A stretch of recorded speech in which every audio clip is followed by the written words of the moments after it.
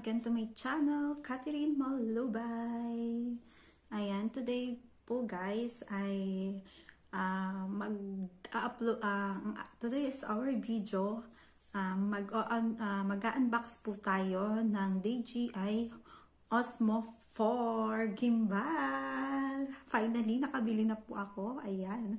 So guys, kung hindi ka pa po nakasubscribe sa channel ko, please subscribe na po kayo. And also, hit the notification bell para lagi po kayong updated sa mga bagong uploaded na videos ko. And paki-like and share nyo na din po ang aking channel. Ayan, bago po ako mag-start guys sa ating unboxing, nandito po muna ang aking intro. 1, 2, 3, come on! 1, 2, 3, come on!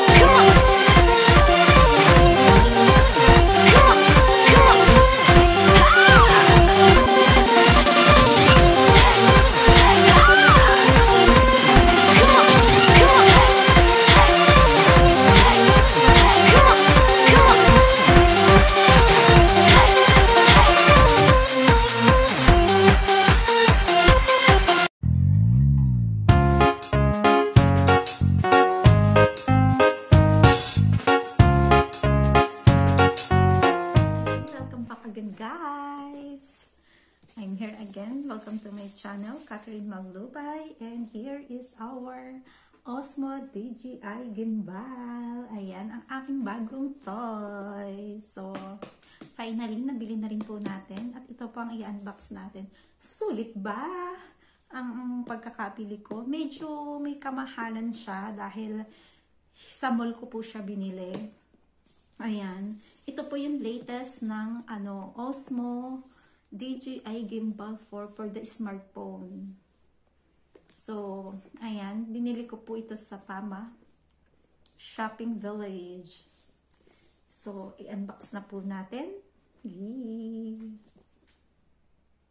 Actually, ang price niya is 149 euro.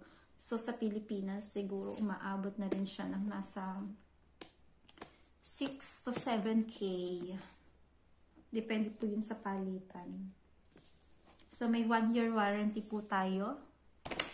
Kailangang i-keep ang ating resibo. From Intercom. Hindi po to promotion. Guys, no paid promotion. Ayan. So, try na natin buksan.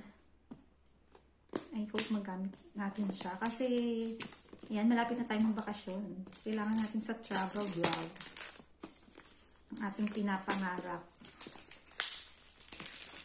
Open na po natin. Ayan.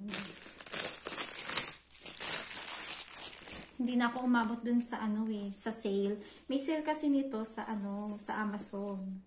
Kaso na akong bumili ng online. So, kahit medyo may kamahalan siya, mas okay na yung sa mall. At least, diba? As in, alam mo yung quality. Pero sa bagay, okay naman kapag ka-brand ng Osmo. Madami naman nagsasabi, ang brand ng Osmo is okay. So, ayan. I-open na natin. Medyo mahirap siyang i-open. Yan na guys!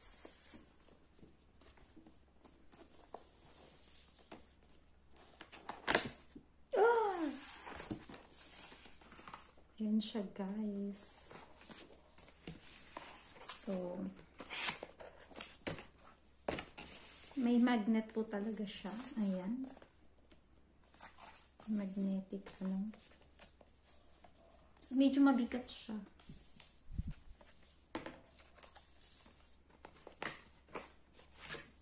Ito po ang kanyang bag. Ayan, nalaglag. Ayan. Ang kanyang bag. Ano po tawag dito? Dash bag. Meron din siyang lalagyan na ito.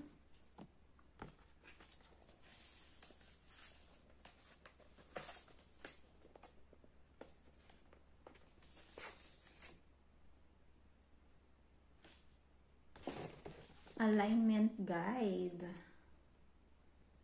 Ayan, may alignment guide siya.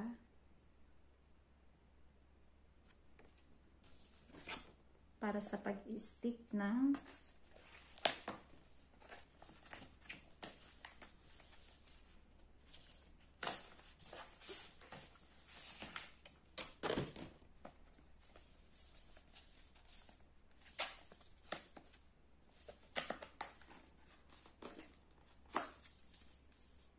ayan guys. I-unbox lang po natin na hindi ko po siya ididikit sa cellphone kasi yung gagamitin kong cellphone is ayan, yung ginagamit kong pang video now. Ko lang, ayan. Ibabasahin ko pa yung kanyang guideline. So, ito yung book niya. Quick Start Guide. Ang kanyang mga included. Ayan. So, sa katingin ko, meron din siyang para na rin siyang tripod. So, meron siyang panlagay. Ayan. Ang kanyang mga included inside. And then, ito yung kanyang magnet. Ito yung kanyang magnet. Ayan. Babalik ko na lang po muna. Kasi syempre, pag-aaralan pa natin kung paano siya ilalagay.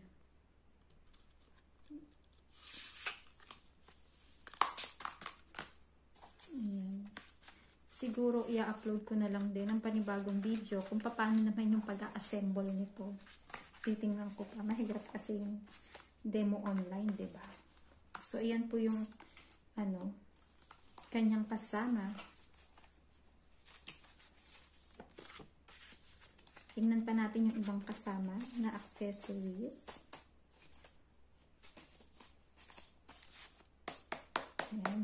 Ready for the summer. Nag-ready na po pag summer. Sana matuloy ako. Ay, nalaglag na. Matuloy ako papunta ng Gozo. Kasi maganda yun kapag magta-travel ka.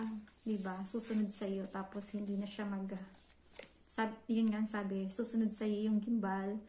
Tapos, hindi na siya magba-blurred. So, ayan po yung included dito sa ating unang Ayan. Balik po muna natin ang kanyang accessories. Ayan. Medyo may kabigatan din nga. Kasi box pa lang mabigat na. Ayan. Ayan, hindi ko na alam kung paano ibalik to.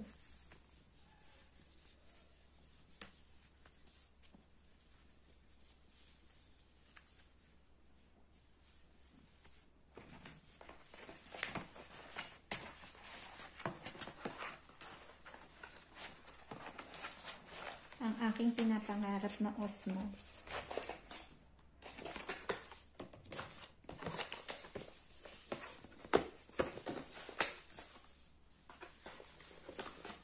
Ayan, ito po yung una. And then, ito.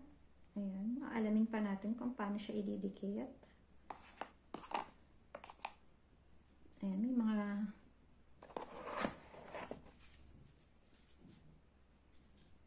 my goodness. Ito yun.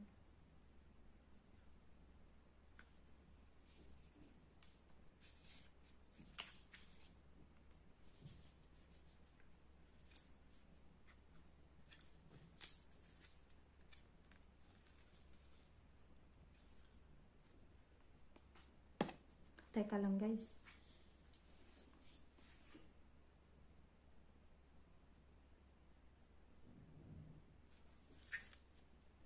Ayun, ganun pala siya. So, ipiplit natin siya. Pag ganyan.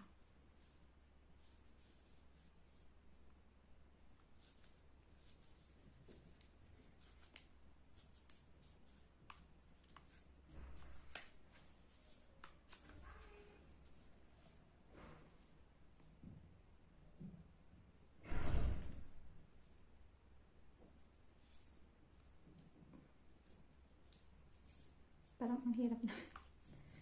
Ayan. Parang ang hirap naman yun, guys. May lock ba to?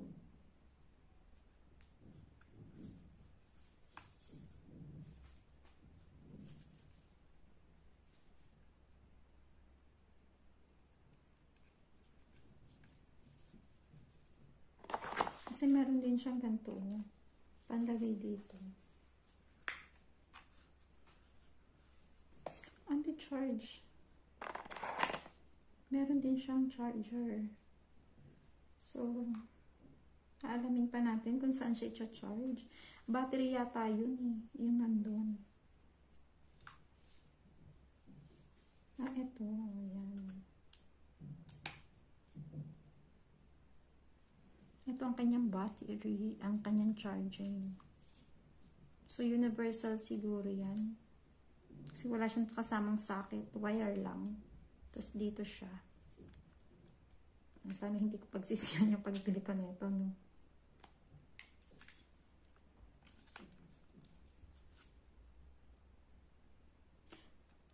USB. Tapos ito meron din siya dito. So, hindi ko pa alam. Babasahin ko pa kung paano siya. Kung paano siya mag-work. Tapos, ang alam ko, pwede siya ng ano, panlagay siya dito. So, pagka pala naglalay, pwede na din siya.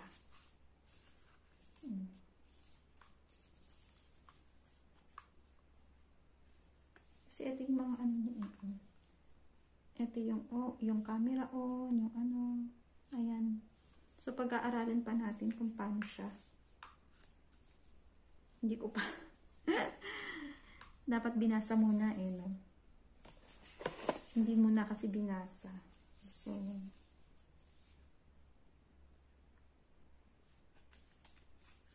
ayan, i-upload na.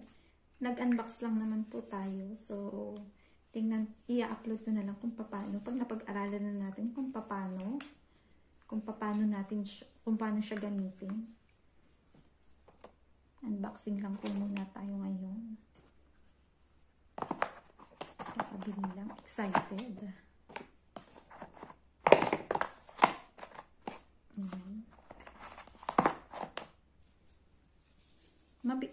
Okay naman siya. Hindi naman siya ganun kabigatan. Kaya din naman.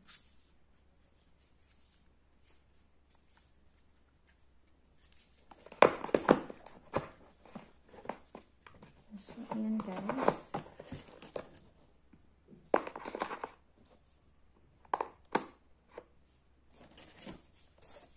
Ang ating Osmo. Ayan po siya. Ayan yung loob niya.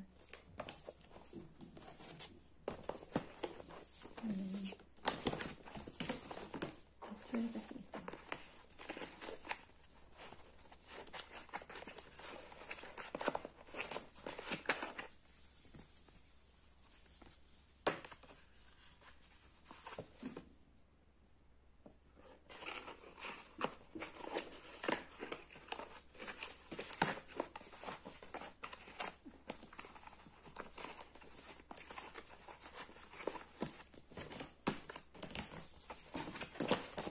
Ayan po ang mga included sa ating Osmo DJI 4. Ayan, pag-aralan po muna natin kung paano siya gamitin.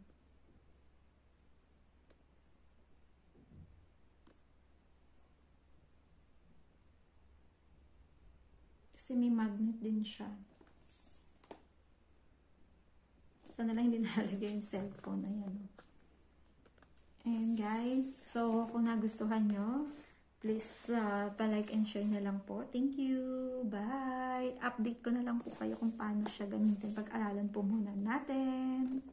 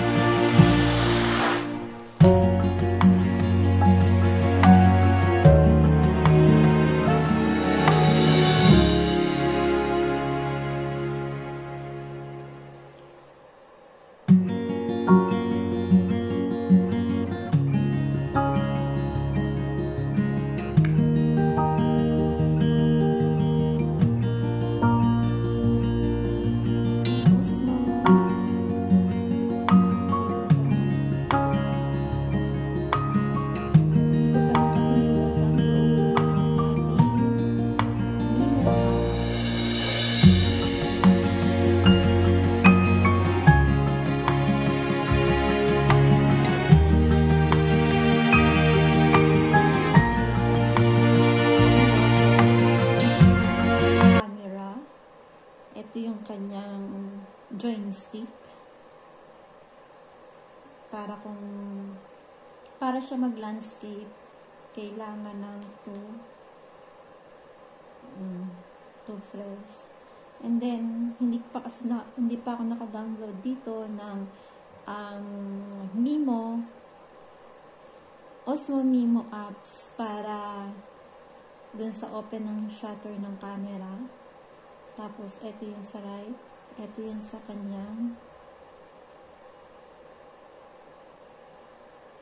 pag-change ng zoom or sa camera, ganun. So, ide-demo ko po siya sa inyo ng more farther. Pag-aralan po muna natin. Pag ganyan naman, naka-standby mode lang siya. Ang kanyang close is ganyan naman pagka-close na siya. Kailangan mong maririnig yung tunog. So, yun na po ang ating gimbal. So, medyo mahirap siyang tanggalin. Magnetic lang po siya.